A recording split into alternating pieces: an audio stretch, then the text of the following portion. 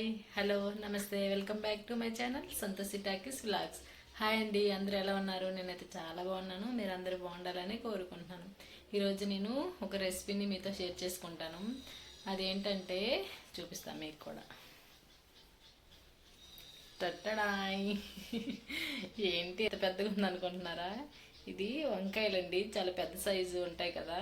ఇవి మార్కెట్లో అవైలబుల్ ఉంటాయి. నేను మొన్న మండే మార్కెట్లో తీసుకుని వచ్చాను.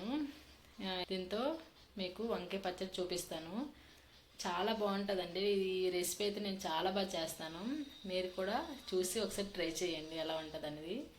చూడండి, వంకాయలు ఎంత ఫ్రెష్గా ఉన్నాయి కదా, చాలా బాగున్నాయి.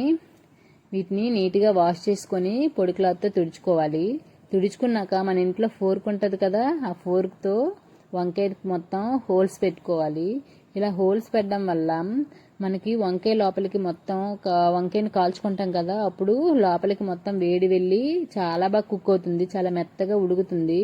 అందుకోసమని మనం వంకాయకి మొత్తం హోల్స్ పెట్టుకోవాలి. ఇంకోటి మీకు చెప్తానండి, మార్కెట్కి వెళ్ళేటప్పుడు వంకాయలు తీసుకునేటప్పుడు చాలా కేర్ఫుల్గా తీసుకోండి. ఎందుకంటే ఏమైనా పుచ్చులు ఉన్నాయా లేదా అని జాగ్రత్తగా చూసి తీసుకోండి. ఇది మనం కట్ చేసుకొని వంట చేయం కదా, కాల్చుకొని చేస్తాం కాబట్టి లోపల ఏమైనా పుచ్చులు ఏమైనా ఉంటే మనకు తెలియదు, అలానే తినేస్తాం. కాబట్టి మనం చాలా కేర్ఫుల్గా తీసుకోవాలి. వంకాయ తీసుకునేటప్పుడు మామూలుగా అంటే పచ్చడికి తీసుకునేటప్పుడు కేర్ఫుల్గా తీసుకోండి. ఇంకా వంకాయకి మొత్తం హోల్స్ పెట్టుకొని ఇలా ఆయిల్ అప్లై చేసుకోవాలి. మొత్తం వంకాయకి మొత్తం ఆయిల్ అప్లై చేసుకోవాలి. హోల్స్ పెట్టినాక మొత్తం ఆయిల్ అప్లై చేసి అప్పుడు కాల్చుకోవాలి. ఇలా ఆయిల్ అప్లై చేసి కాల్చుకోవడం వల్ల పైన స్కిన్ అంతా చాలా నీట్గా పీల్ అయిపోద్దండి. అసలు కొంచెం కూడా ఉండదు. ఆ బ్లాక్ పాట్ అనేది చాలా నీట్గా వచ్చేస్తుంది. అందుకోసమని ఇంకా ఆయిల్ అప్లై చేసుకోవాలి. అప్పుడు మన చిన్నప్పుడు అంటే కట్టెల పొయ్యిల మీద బొగ్గుల పైన కాల్చేవారు. ఆ టేస్టే వేరేగా ఉండేది కదా. ఇప్పుడంటే మనకి ఎక్కడవుతుంది సిటీలో, ఇంక గ్యాస్ పైన కదా కాల్చుకోవాలి. ఇంకా 2 బర్నర్స్ ఖాళీ ఉన్నాయి. 2 బర్నర్స్ మీద 2 వంకాయలు పెట్టేసి కాల్చేసుకుంటున్నాను. ఒక్కొక్కటి కాలిస్తే టైం అవుతుంది కదా, అందుకోసమని. ఇంకోటి చెప్తాను మీకు, ఒకే దగ్గర వంకాయని పెట్టి కాల్చుకోవద్దు, అటు ఇటు తిప్పుకుంటూ కాల్చుకోవాలి. కాల్చుకునేటప్పుడు మొత్తం అన్ని సైడ్లు బాగా కుక్ అవుతుంది. అవి కుక్ అయ్యేలోపు నేను వాటికి చింతపండు పులుసు కావాలి. అందుకోసమని ఒక నిమ్మకాయ, పెద్ద నిమ్మకాయ సైజ్ అంతా చింతపండుని నానబెట్టుకుంటున్నాను.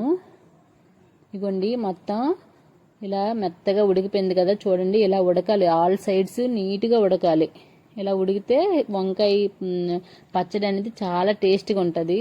ఇగోండి ఒక బౌల్లో వాటర్ తీసుకొని ఇంకా వాటర్లో కాల్చిన వంకాయల్ని వేసుకోవాలి. వేసుకున్నాక ఆ వాటర్లో వేసుకుంటాం కదా, వేసుకున్న వెంటనే ఇంకా తొక్కలు తీస్తుంటే ఆ స్కిన్ మొత్తం చాలా నీట్గా వచ్చేస్తుంది.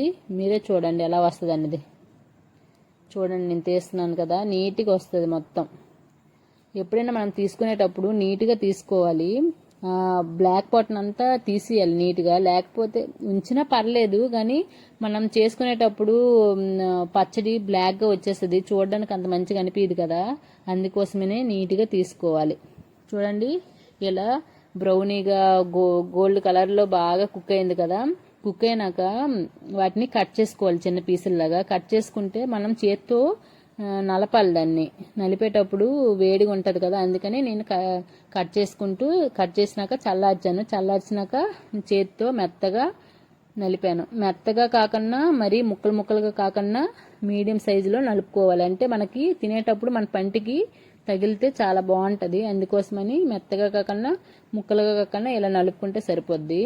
ఇలా ఇంకోటి చెప్తాను మీకు, చింతపండు మొగ్గును వేసుకోవాలి కదా, అది మాత్రం బాగా నలిపినాకే వేసుకోవాలి. ముందు ముక్కలుగా మునేటప్పుడు వేసుకున్నామా ఇంకా అంతే సంగతి, ముక్కల్లాగే ఉండిపోతాయి, అస్సలు మెత్తగా అవ్వదు. ఎందుకంటే పులుపు అంతా ముక్కలకు పట్టేసి అస్సలు నలగవు అస్సలు ముక్కలైతే. అందుకోసమని ఇలా మెత్తగా నలిపినాకే చింతపండు మొగ్గును వేసుకోవాలి. ఇది వేసుకున్నాక ఇంకా తాలింపుకి రెడీ చేసుకోవడమే. ఇదిగోండి ఆనియన్స్, ఇంకా పచ్చిమిర్చి, కరివేపాకు, ఎండుమిర్చి, ఇంకా ఆవాలు, జీలకర్ర, పప్పులు, దినుసులు అన్నీ వేసుకోవాలి. పప్పులు కొంచెం ఎక్కువ వేసుకుంటే మంచిగా ఆ తాలింపులో ఏగుతాయి కదా, తినేటప్పుడు మన పంటి కింద పడి తింటుంటే చాలా బాగుంటుంది. అందుకోసం నేను పప్పులు ఎక్కువ వేసుకుంటాను. ఇక్కడ వెల్లుల్లి అల్లం కూడా వేసుకున్నానండి. ఆ వీడియో కొంచెం డిలీట్ అయింది, అందుకోసమని వెల్లుల్లి అల్లం కూడా వేసుకోవాలి. ఇదిగోండి కళాయి పెట్టుకొని ఇంక తాలింపు పెట్టుకుంటున్నాను. ఆయిల్ కూడా కొంచెం ఎక్కువే పడుతుంది. తక్కువ వేసుకునే వాళ్ళు కూడా తక్కువ వేసుకోవచ్చు. నేనైతే కొంచెం ఎక్కువ వేసాను అంతే. చూడండి తాలింపు వేగిపోయింది కదా. ఇలా వేగినప్పుడు ఇంకా పచ్చడి మొత్తం అందులో వేసేసుకొని ఉప్పు, కారం, పసుపు వేసుకొని ఇంకా దగ్గర ఇలా పడినట్లయితే ఇంకా ఆపేసుకోవడమే. చాలా టేస్టీగా ఉంటుందండి. చూడండి తింటున్నాను, చెప్తాను మీకు ఎలా ఉందని.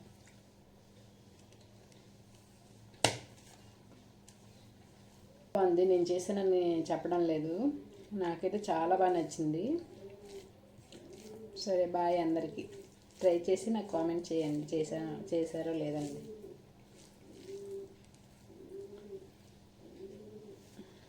సూపర్.